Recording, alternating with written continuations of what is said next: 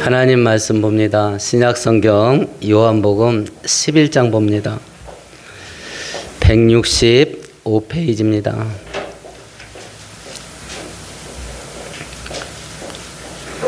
(38절에서) (44절까지) 한 절씩 교독합니다. 이에 예수께서 다시 속으로 비통히 여기시며 무덤에 가시니 무덤이 굴이라 돌로 막았거늘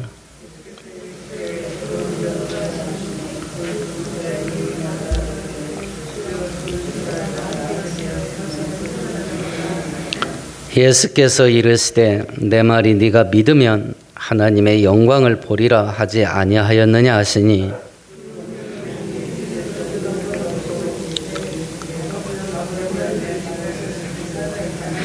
항상 내 말을 들으시는 줄을 내가 알았나이다. 그러나 이 말씀 하옵는 것은 둘러선 무리를 위함이니 곧 아버지께서 나를 보내신 것을 그들로 믿게 하려 함이니이다. 함께합니다. 죽은 자가 수죽을 배로 동인새로 나오는데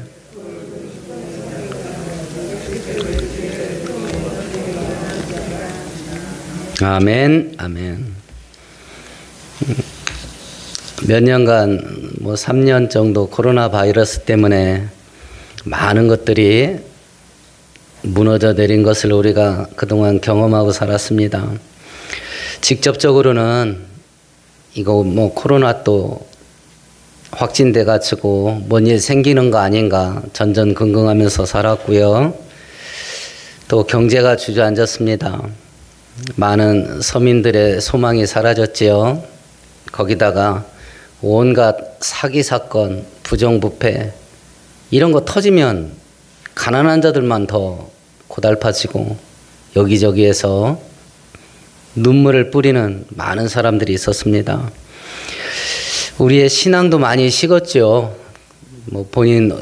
각자 본인들이 올 1년 어떻게 신앙생활했는지 본인들이 아시겠습니다만 한국 교회가 이 3년 지내면서 정말 주저앉았습니다. 우리 교단이 대전로에 안에 120여 개의 교회가 있는데 목사님들끼리 모여서 이렇게 얘기를 하다 보면 평균 3분의 1 정도 숫자가 줄었어요. 3분의 1 정도가.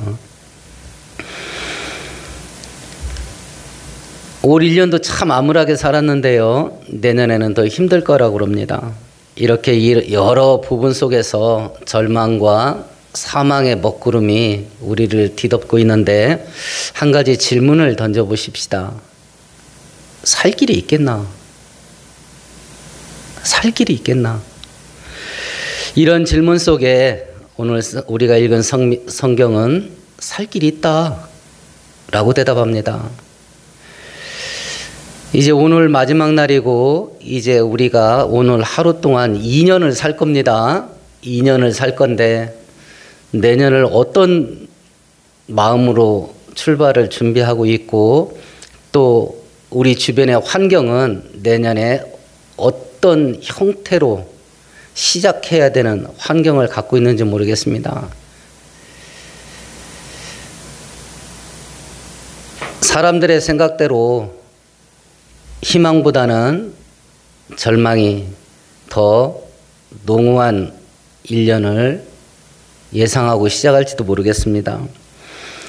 그런데 오늘 성경은 우리들에게 우리 주변이 어떤 환경 속에 있든지 살 길은 있다라고 말씀하시는데 오늘 성경을 살펴볼 때 우리로 하여금 생명의 길로 살 길로 인도하는 길이 뭔지 바로 알게 되고 내년 한 해는 하나님이 살게 하시는 그 생명의 길이 우리들에게 활짝 열릴 수 있게 되기를 축원드리겠습니다.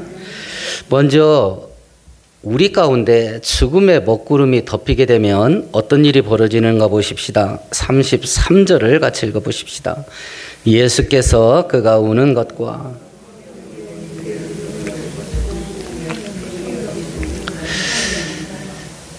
예수께서 사랑하시는 나사로라는 사람이 죽었습니다. 그런데 나사로 집에 예수께서 딱 가보니까 어떤 일이 벌어졌냐면 다 울어요. 가족들도 울고 동네 사람도 울고 다 웁니다. 절망의 먹구름에 딱 덮이고요. 사망의 먹구름에 골짜기에 딱 갇히게 되면 할 수 있는 게 우는 것밖에 없습니다. 이거 왜 할 게 없어요. 우는 것밖에. 그래서 우리나라에 이렇게 통곡이 많은 겁니다. 탄식이 많은 것이고. 초등학교 입학 전 그냥 대충 그냥 7, 8살 밑에 아이들 가운데 정신질환 앓고 있는 비중이 우리 한국이 세계 최고입니다. 청년 자살률이 세계 최고입니다. 우리는 1등 아니면 상대를 안 하는 민족이잖아요. 그래서 우리는 병균을 먹어도 대장균을 먹지 않습니까? 뭐든지 이거 해야 돼. 그 바람에 막 눈물이 막 폭포수처럼 쏟아지는 거예요. 애나 어른이나. 여기에 갇혀가지고. 이 나사로가 죽은 이 집안에도요. 그냥 우는 것밖에 없어요. 가족도 울고 동네 사람도 울고 다 웁니다. 올 1년 슬픈 날, 또 울었던 날, 그리고 행복했던 날, 웃었던 날 한번 비교해 보셔요. 어떤 날들이 더 많았는지.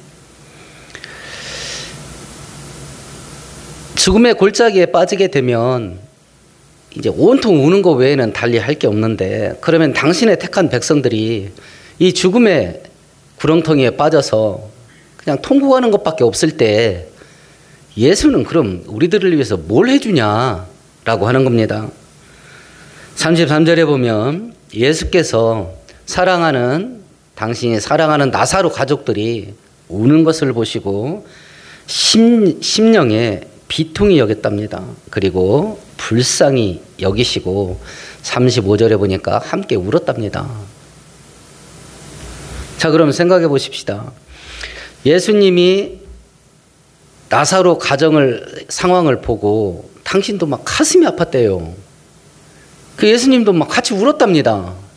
그러면 이 나사로 현재 이 상태에서 나사로 집안에 예수님이 가슴 아파하고 예수님이 울어서 변화된 게 있을까요, 없을까요? 아직 없습니다. 여전히 죽음이 덮여 있고 여전히 울어요. 근데 예수님이 그 자리에 함께 있었고 예수님도 같이 웁니다. 예수님도 가슴 아파합니다. 근데 아무 일도 안 일어나요. 근데 예수님이 함께 있습니다. 이게 이해가 돼야 됩니다. 5, 1년 동안 다 엉엉 울면서 살았어요. 다 죽는 줄 알았다니까요. 그럼 예수님이 뭐 했을까요? 오늘 성경은 함께 있었답니다. 그때 예수께서도 함께 울었답니다. 이게 이해가 돼야 된다니까요. 여전히 내 인생은 고달파요. 여전히 내 인생은 꼬였습니다. 여전히 등골이 빠져요. 되는 게 하나도 없습니다. 이렇게 고달플 1년을 사는데 예수는 대체 나를 위해서 뭘 해줬냐? 뭘 해줬냐? 오늘 성경은 함께 있었답니다. 같이 울었대요. 가슴 아파했답니다. 이사야서 43장에 네가 물 가운데로 지날 때에 내가 너와 함께 할 것이라. 강을 건널 때에 물이 너를 침몰하지 못할 것이며 네가 불 가운데로 지날 때에 타지도 아니할 것이요 불꽃이 너를 사르지도 못하게 하리라. 내가 물 속에 들어가요. 그러니까 예수 잘 믿어도 인생의 풍랑 속에 풍덩 빠질 수 있습니다. 그때 하나님이 함께 있답니다. 그러면 내가 물속에 들어가 있는데 하나님이 함께 있으면 내가 어디에 있는 거예요? 나 물속에 있는 겁니다. 내가 불 속에 용광로 같은 불시련 속에 용광로 같은 고난과 환난 속에 빠졌습니다. 그때 하나님이 함께 있답니다. 그럼 내가 어디에 있는 거예요? 용광로 속에 있는 겁니다. 이것이 이해가 돼야 됩니다. 하나님이 나와 함께하면 모든 일이 잘 되는 일만 벌어진다. 아닙니다. 하나님이 나와 함께 있어서 내가 용광로에 있을 수도 있습니다. 그게 북한 성도예요. 하나님이 나와 함께 있어 내가 인생의 풍파 속에 빠져 있을 수 있습니다. 그게 이슬람 지역에서 예수 믿는 성도들이에요. 이것이 이해가 돼야 됩니다. 예수께서 여리고성을 지나갑니다. 태어나면서부터 소경돼서 거지 생활하는 바디메오가 예수님이 지나간다는 소리를 듣고 자기를 막 불쌍히 여겨달라고 소리를 지릅니다. 사람들이 시끄러우니까 소리 지르지 못하게 조용히 하라고 그럽니다. 그러니까 바디메오가 더 소리를 지릅니다. 자기는 눈이 어두워서 자기 발로는 예수님께 못 갑니다. 예수님이 자기를 찾아와서 자기를 도와줘야 자기가 살 길이 생기는 거예요. 근데 예수님이 나한테 찾아오게 만드는 방법은 딱 하나밖에 없어요. 소리 지르는 것밖에 없어. 이 부르짖는 게 뭘까요? 기도예요. 예수님께 도와달라고 기도하는데 예수님이 덥석 와가지고 도와준 게 아니에요. 사람들이 소리치지 못하게 막아요. 기도하지 못하게 되는 일이 먼저 생긴다니까요. 기도하려고 하면. 그걸 이길 수 있는 방법은 더 소리치는 거예요. 더 세게 기도하는 것밖에 없어요. 그러면 이 나면서 소경이 돼서 거지 생활하면서 비참하게 사는 이 바디메오가 자기 좀 도와달라고 막 몸부림치면서 부르짖을 때 예수님이 뭐 했는데요? 지나가다가 보고 있었죠. 근데 예수님이 그렇게 하고 있는 거 바디메오가 알았어요? 몰랐어요? 모릅니다. 자기는 안 보이니까. 영으로 존재하시는 하나님, 우리 눈에, 육신의 눈에 안 보여요. 근데 하나님 지금 뭐 하고 있을까요? 침묵하시지만 듣고 있답니다. 잠잠히 계시나 보고 있답니다. 우리가 느끼지 못하나 나와 함께 있습니다. 근데 문제가 뭐냐면 지금 예수님이 슬퍼하고 같이 울어주는 걸 다른 가족들이나 동네 사람들이 해줬을까요? 못 해줬을까요? 해줬습니다. 동네 사람도 다 같이 해줬어요. 그 집에 찾아와서 위로하고 그 집에 찾아와서 함께 울고 있었습니다. 그러니까 여기까지만 하면 예수님이 해준 거나 동네 사람들이 해준 거나 차이가 없어요. 여기까지만 하면. 사람들이 우리에게 진정한 위로가 되지 못하는 이유가 뭐냐? 소경에게 진정한 위로가 뭘까요? 눈 뜨는 겁니다. 안진뱅이에게 진정한 위로가 뭘까요? 일어서는 겁니다. 죽은 자에게 진정한 위로가 뭘까요? 살아나는 겁니다. 이건 사람이 할 수 있을까요? 없을까요? 못합니다. 그래서 사람의 위로는 어떻게 보면 헛된 겁니다. 사람의 위로는. 함께 있어 주시고 가슴 아파하시고 함께 우시는 예수께서 죽은 나사로를 살리려고 결심을 하셔요. 결심을. 그러면 죽은 자가 다시 살아나려면 어떻게 해야 살아날 수 있겠냐? 이것이 2023년 우리 앞길에 살 길이 열릴 거냐 말 거냐, 이걸 알려주는 거예요. 이것을. 그러면 지금 나사로의 상태가 어떤 상태인지 볼까요? 우리 39절을 같이 읽어보겠습니다. 예수께서 이르시되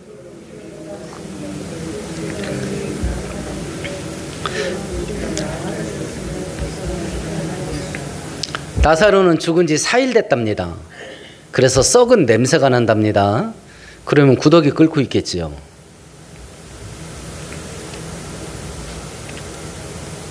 그러니까 누가 봐도 이건 끝난 겁니다. 누가 봐도 끝난 거예요.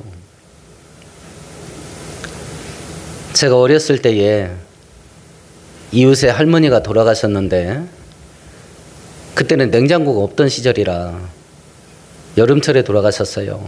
딱 돌아가시니까 3일 동안 장례를 치르잖아요. 그러니까 3일 먹을 손님 접대할 음식을 논산 읍내에 가서 사왔습니다. 그리고 동네 그때는 이렇게 소복을 바느질해서 입었거든요. 그걸 만들고 있는데 이 할머니가 관을 열고 나왔어요. 그러니까 동네 사람들이 막 기겁을 한 거예요. 기겁을 한 겁니다. 죽은 날 그날 살아나셨어요. 그러니까 이게 그러니까 우리가 말하는 그 가사 상태였던 것 같아요. 그러니까 이 아들이 엉금엉금 겨가서 어머님 언제 들어가실래요? 그러니까 어떤 유양분 이랬어요. 그래서 3일 후에 돌아가실라나 보다 하고 물건을 반품을 안 한 거예요. 그 여름에 안 돌아가셔요. 그리고 3년을 더 사시다 돌아가셨어요. 이 계산을 잘못한 거예요, 이거를. 그러니까 이게 당일 되면 이런 일이 있을 기대를 할 수도 모르겠습니다. 근데 4일이 됐답니다. 그리고 썩은 냄새가 진동을 해. 이건 끝난 거예요. 끝난 겁니다. 이런 상태에 있는 나사로를 살리는데 예수께서 뭐라고 하셨냐면 39절에 보니까 돌을 옮겨 놓으랍니다. 이 나사로의 무덤이 어떤 무덤이냐면 절벽에요. 바위를 뚫은 거예요. 그리고 그 안에다 시체를 안치하고 커다란 바위 덩어리로 입구를 막은 거예요. 그 돌을 치우랍니다. 그 돌을 치우래요. 나사로를 살리는 건 누가 살려요? 예수님이 살립니다. 근데 살아난 나사로가 걸어서 그 무덤 밖으로 나오려면 나오지 못하게 가로막고 있는 돌이 있어요. 이 돌은 누구 보고 치우래요? 사람 보고 치우랍니다. 자, 그럼 이 상황을 우리 상황에 적용해 보십시다. 전능하신 하나님께서 나를 찾아오셔가지고 하나님의 능력을 발휘를 하셔서 사망의 먹구름에 덮여있는 내 인생 가운데 살 길을 활짝 열으실 거예요. 근데 하나님께서 내가 그 일을 할 건데 내 능력이 역사에서 생명의 길을 열지 못하게 가로막고 있는 돌멩이, 그건 네가 치워라 라고 한다면, 야, 이게 돌멩이가 뭐냐 이게. 그건 내가 치워야 돼. 죽을 수밖에 없는 자리에서 살 길을 여는 것은 하나님이 할 겁니다. 근데 하나님의 능력이 나타나지 못하도록 딱 입구를 틀어막고 있는 돌멩이, 이건 나보고 치우래. 이건 나보고 치우래요. 그러면 하나님의 전능하신 능력이 내 인생 속에서 작동되게 하지 못하는 이 돌멩이가 뭘까? 이 돌멩이가 성경은 크게 두 가지라고 말합니다. 두 가지. 그 첫 번째가 뭐냐면 40절입니다. 우리 40절 같이 읽어보십시다. 예수께서 이르시되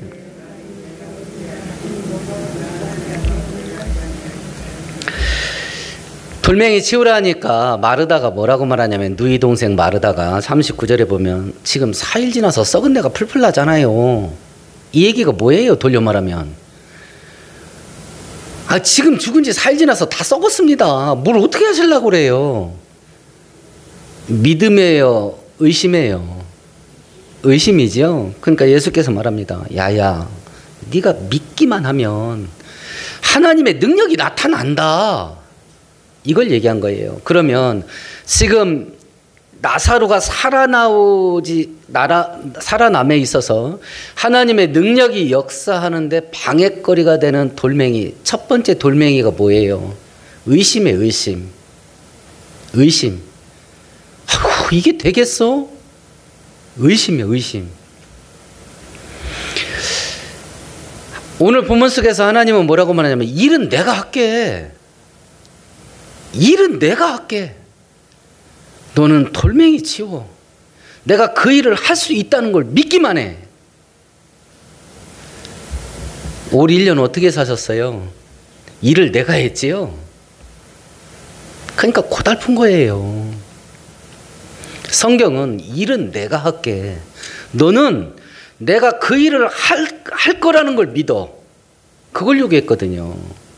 그걸. 그럼 우리가 하나님 전능하셔서 불가능한 것이 없다라고 하는 것을 철저하게 믿지 못하는 이유가 뭘까? 이유가 거의 대부분은 환경을 봐서 그래요. 딱 꼼새를 보니까 썩은 냄새가 나. 그러면 끝난 거지. 내년 여러분 가정, 여러분 직장, 여러분 사업장, 그리고 우리 자식들의 앞길 한번 예상을 해보세요. 우리 숫자 좋아하지요? 숫자로 표시해 보세요. 잘 될 확률 몇 프로? 몇 프로? 한번 본인이 계산해 보세요. 잘 될 확률 몇 프로? 그래서 못 믿어요. 안 되거든. 그래서 못 믿어요. 환경에 치이거든요. 야, 이거 지금 현실이 이렇다, 이게. 아, 현실이 이런데 어떡하라고, 이거. 현실이 이런데.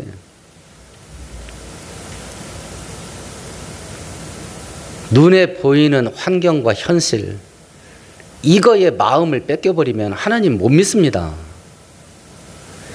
현실이 어떻게 돌아가든지 하나님의 능력이 역사하면 되는 겁니다.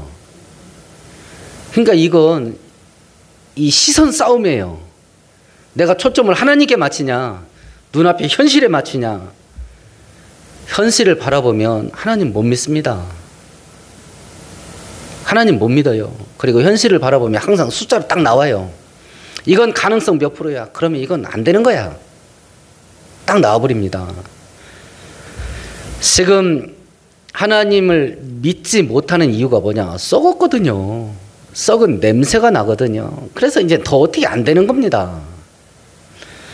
첫 번째 걸림돌은 의심하는 것인데, 의심하는 이유는 환경을 봐서 그래요. 환경을 봐서. 내년에 더 살벌해질 겁니다. 서민들은 더 팍팍할 거예요. 더 팍팍할 겁니다. 그것을 보면 하나님을 믿는 믿음의 역사가 막혀요. 하나님은 하루아침에 한 나라를 세울 수 있습니다. 그 하나님의 능력이 내 집안 하나 일으키는 거 아무것도 아닙니다. 내 인생 하나 살리는 거 아무것도 아니에요, 진짜. 아무것도 아니라고요. 근데 우리가 현실을 바라보면 그걸 못 봐요. 못 봅니다. 두 번째 우리가 치워야 될 돌멩이가 뭐냐면 당연하죠. 죄와 불순종입니다. 우리가 아이들을 키워보면 아이들이 부모 말을 듣는 것을요, 부모를 위해서 뭐 머리 터지게 큰일 해주는 것처럼 합니다. 하나님 말씀에 순종하는 것은 하나님을 위해서 해드리는 거 아니에요. 내 인생을 복되게 하는 가장 빠른 길입니다. 가장 빠른 길. 성경은 이렇게 되어 있습니다. 이사야서 59장에 여호와의 손이 짧아 구원하지 못함도 아니요 귀가 둔하여 듣지 못함도 아니라 오직 너희 죄악이 너희와 너희 하나님 사이를 갈라놓았고 너희 죄가 그의 얼굴을 가리워서 너희를 듣지 않으시게 함이라. 죄와 불순종은 하나님과 우리 사이 관계를 끊어버린답니다. 그래서 전능하신 하나님의 능력과 은혜가 우리 인생에 부어지게 이 통로를 끊어버린대. 그러니까 이 하나님의 은혜가 나오지 못하게 만들 그 통로를 틀어막고 있는 돌멩이, 이건 죄와 불순종이에요. 그래서 마귀가 그렇게 이를 뿌득뿌득 갈고 우리를 죄짓게 만드는 겁니다. 그래서 세상이 그렇게 눈에 불을 켜고 우리를 유혹하는 거예요. 여기에 말려들면 하나님의 은혜가 사라지거든요. 이 죄가 크냐 작으냐 이 문제가 아닙니다. 그래서 순종은 우리 인생을 복되게 하는 가장 빠른 길이에요. 불순종을 치우고 죄악을 치우는 겁니다. 예수님 말씀에 순종해서 그 돌멩이를 치웠네요. 어떤 일이 벌어지는가 보십시다. 43절 44절 같이 읽읍시다. 이 말씀을 하시고